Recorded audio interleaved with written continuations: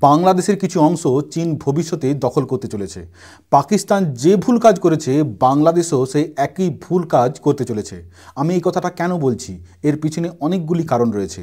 আমার এই ভিডিওটি পুরোটা দেখুন। কারণগুলো শোনার পর আপনিও বুঝতে পারবেন বাংলাদেশের বর্তমান পরিস্থিতির কারণ কি, আর ভবিষ্যতে এরকম হতে চলেছে বা কেন। প্রথমেই বলবো বাংলাদেশের অর্থনৈতিক অবস্থা। বাংলাদেশের ফরেক্স রিজার্ভ $20 বিলিয়ন নিচে চলে গেছে। শেখ হাসিনার আমলে যা প্রায় $44 বিলিয়ন উপরে ছিল, অর্থাৎ দুদিনেই অর্ধেকের নিচে। 2015-16 অর্থবর্ষে বাংলাদেশের ফরেক্স রিজার্ভ ছিল $15 বিলিয়ন। এক ধাক্কায় 10 বছর পিছিয়ে গেছে বাংলাদেশের অর্থনীতি। তার সাথে রাশিয়া ইউক্রেনের যুদ্ধে তেলের দামের বৃদ্ধি। হাসিনার আমলে রাশিয়ার তেল ভারতবর্ষ মারফত বাংলাদেশ কিছুটা কম দামে পেত, আজকে সে পথ নিজে হাতেই বন্ধ করেছে। অর্থ উপার্জনের সবচেয়ে বড় পথ টেক্সটাইল ইন্ডাস্ট্রি আজকের দিনে চ্যালেঞ্জের মুখে। বড় বড় কোম্পানি ধীরে ধীরে দেশ ছাড়ছে, কারখানা বন্ধ হচ্ছে। দেশ চালাতে IMF বিশ্ব ব্যাংকের কাছে ছুটছে বাংলাদেশের সরকার। বাইডেনের আমলে বাংলাদেশ কিছুটা সহানুভূতি পেয়েছে, কিন্তু ট্রাম্পের আমলে অবস্থা আরও খারাপের দিকেই যাবে। আমি এই কথাটা কেন বলছি ভালো করে শুনুন। আমেরিকা আজকের দিনে ডেট টু জিডিপি রেশিও 120% বেশি হয়ে গেছে, অর্থাৎ আমেরিকার বর্তমান ধার আমেরিকাবাসীর ইনকামের চেয়েও অনেক বেশি হয়ে গেছে। ট্রাম্প তাই ট্রেড ডেফিসিট কান্ট্রিদের সময় সময় হুমকি দিচ্ছে, অর্থাৎ যে সমস্ত দেশ আমেরিকাকে বেশি বিক্রি করে কিন্তু তার কাছ থেকে কম কেনে, ট্রাম্পের নজর তাদের দিকে। একবার চীন কানাডার মতো দেশকে 100% শুল্ক চাপিয়ে দেওয়ার হুমকি দেয়, তো আরেকবার ব্রিক্সের দেশগুলিকে হুমকি দেয়, কারণ এই সমস্ত দেশের সঙ্গে ব্যবসা বাণিজ্য করে আমেরিকার লাভের চেয়ে ক্ষতি হয় বেশি। বাংলাদেশও তাই।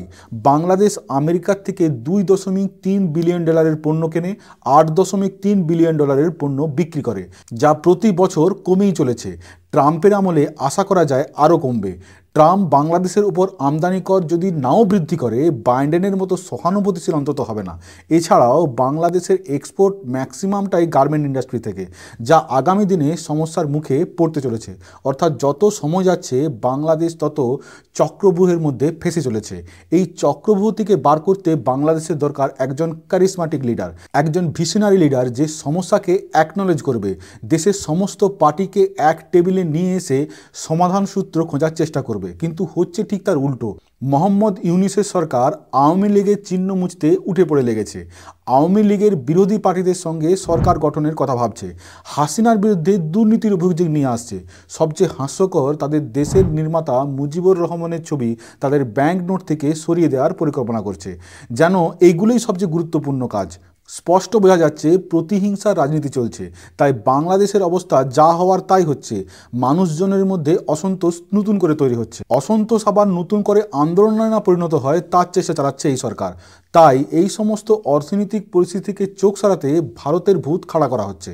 ভারতকে শত্রু হিসেবে তুলে ধরার চেষ্টা করা হচ্ছে। ভারত বিরোধিতা হিন্দু বিরোধিতায় পরিণত হয়েছে। কিভাবে হয়েছে আমি তা এই ভিডিওতে ভালোভাবে ব্যাখ্যা করেছি। বিশ্বাস হচ্ছে না? আপনি একবার ভাবুন, বাংলাদেশ তার ভারত লাগোয়া সীমান্তে তুর্কিশ ড্রোন ডিপ্লয়েড করেছে। আপনার কি মনে হয় এটা ভারতবর্ষকে ভয় দেখানোর জন্য, নাকি নিজেদের জনতার নজর অন্যদিকে ঘোরানোর জন্য? বর্ডারে টেনশন হলে মানুষের নজর ওই দিকে যাবে, নিজেদের ইন্টারনাল সমস্যা নিয়ে মাথা ঘামাবে না। যারা ক্ষমতায় ভোগ করার তারা ক্ষমতা ভোগ করবে। পাকিস্তানও তো একইভাবে শেষ হয়েছে। 75 বছর ধরে কাশ্মীর কাশ্মীর করে আজকে তারা খেতে পাচ্ছে না। IMFের কাছে 14 বার হাত পাচ্ছে। চীন সুযোগ বুঝে তাদের গোয়াদার পোর্ট প্রায় নিজের দখলেই করে নিয়েছে, সেখানে তাদেরই হুকুম চলে। একই রকম অবস্থা শ্রীলঙ্কারও। হাম্বানটোটা পোর্ট এখন চীনের দখলে। ভাবুন একবার, দেশ আপনার, জায়গা আপনার, ভোগ করছে অন্যজন। এখন পাকিস্তানবাসীর তাকিয়ে দেখা ছাড়া কোনো উপায় নেই। পাকিস্তানের জুলফিকার আলী ভুট্টো একবার বলেছিলেন, আমরা ঘাস খেয়ে থাকবো কিন্তু পরমাণু বোমা তৈরি করব। আজ সত্যি সত্যি তারা ঘাস খাবার জায়গায় পৌঁছে গেছে। ভারত বিরোধিতা করে কি আত্মসম্মান রইল তাদের? বাংলাদেশ ভারত বিরোধিতা করতেই পারে, কিন্তু সমস্যা হলো করতে গেলেও টাকা লাগবে। এভাবে যদি চলতে থাকে, আজ না হোক কাল বাংলাদেশকে চীনের কাছে হাত পাততেই হবে। চীন তো বসেই আছে ওই দিনটা দেখার জন্য, তখন চীনের শর্তেই রাজি হতে হবে। যতই বাংলাদেশ তখন চীনকে ভাই ভাই করুক, তখন নিজেদের জমি দখল হবেই হবে। নমস্কার।